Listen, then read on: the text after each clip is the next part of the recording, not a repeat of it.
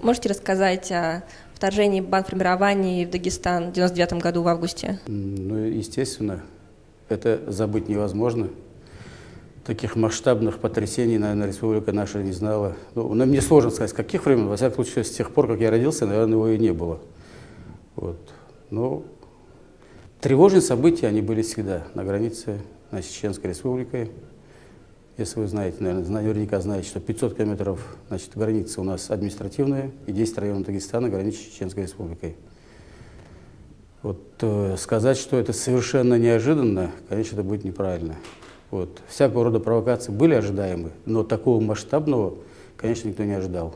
Никто не ожидал, что в соседней республике, когда была первая чеченская кампания в 1994 году, вот Дагестан принял официально 170 тысяч человек, ну неофициально, наверное, еще столько же. Все они жили в наших семьях. Когда была вторая чеченская кампания, они перешли, конечно, уже не в Дагестан, а расположились на территории Ингушетии. Там были созданы временные города, временные поселки.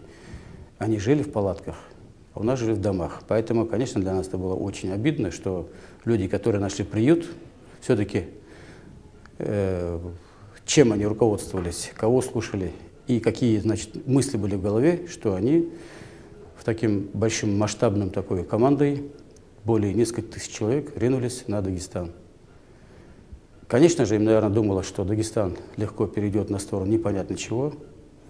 Вот. Там зрел события в Карамахинской зоне. Как нам кажется, предполагалось, что они начнут где-то в Ботлерском районе, Цумадинском районе, спустятся вниз там до Новолакского района, там, до Хасавюрта. А все остальное, само по собой, люди перейдут на какой-то непонятный образ жизни. Но, естественно, этого не случилось. В истории Дагестана никогда не было, чтобы кто-то из нее его завоевывал. И на этот раз народ весь стал как единый. Это даже было большим объединяющим фактором для нашего народа. Вот. Ну, власти, органы власти, допустим, есть органы внутренних дел, в которых я тогда работал начальником пресс-службы. Тут же мы все выехали, нас рассредоточили, кто в Ботлях, кто в Цумаду, кто в Карамахинскую зону. Ну, по всей республике был по нашей линии организован временный пресс-центр, который я и возглавил, начиная где-то 6-7 августа 1999 года. И вот каждый день огромное количество корреспондентов, конечно, было, приехали со всех сторон. И больше всего было, наверное, не больше всего, а не меньше, чем наших, то и зарубежных корреспондентов. Тоже смотрели они, что происходило. Вот. И благодаря вот тому, что вот народ стал так в едином порыве против этого вторжения, это был основной удар по ним. Потому что сила оружия не всегда она побеждает, если нет духа населения. Вот тот дух, который был в Дагестане, он передался и бойцам, которые пришли к нам на помощь. Это и Министерство внутренних дел, внутренние войска, это и Министерство обороны. Вот все вместе, и удалось их достаточно быстро изгнать. Как вы оцените результаты Первой и Второй Чеченской войны? Что вот сейчас можно ожидать от событий, развивающихся в этом регионе? Не будет повторения никакого. Во-первых, нужно чуть-чуть проанализировать, что было тогда и что происходит сейчас. Вот. Тогдашнее руководство страны, не зная, чем оно руководствовалось, создало в Чечне вооруженные силы. Сейчас такого нет. И никаких вооруженных сил ни в одной республике нет и не может быть. То, что сейчас происходит, там, допустим, борьба с бандподпольем и так далее, но это процесс, к сожалению, он естественный, он так сильно разросся, что нужно потихоньку его искоренять. И он искореняется.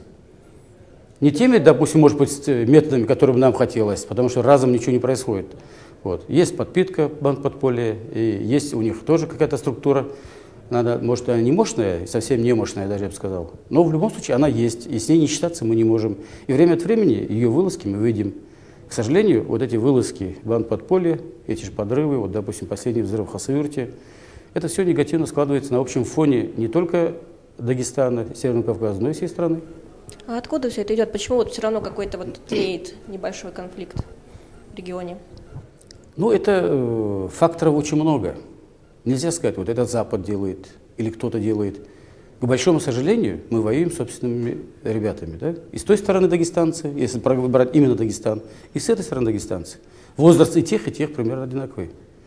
Вот это самая большая проблема на сегодняшний день, что одна республика, да, один регион, внутри себя идут вот эти, хотя бы, они не особо масштабные, но для каждой семьи и для каждого там населенного пункта это трагедия. Вот. Все равно, вот как бы, да, вот один взрыв, допустим, опять я возвращаюсь к этому Хасавюрту, он просто настолько был масштабным, что люди стали говорить о том, что это организовано, это и так далее, и так далее. Это ничего не организовано. Это разрозненные группировки, которые никак не унимаются.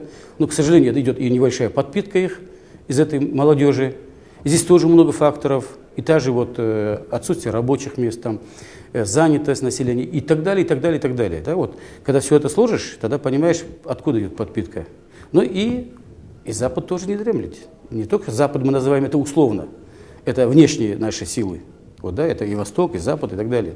Потому что сил, которые бы хотели, чтобы там была нестабильность, уж очень много. Не внутри, а далеко за пределами.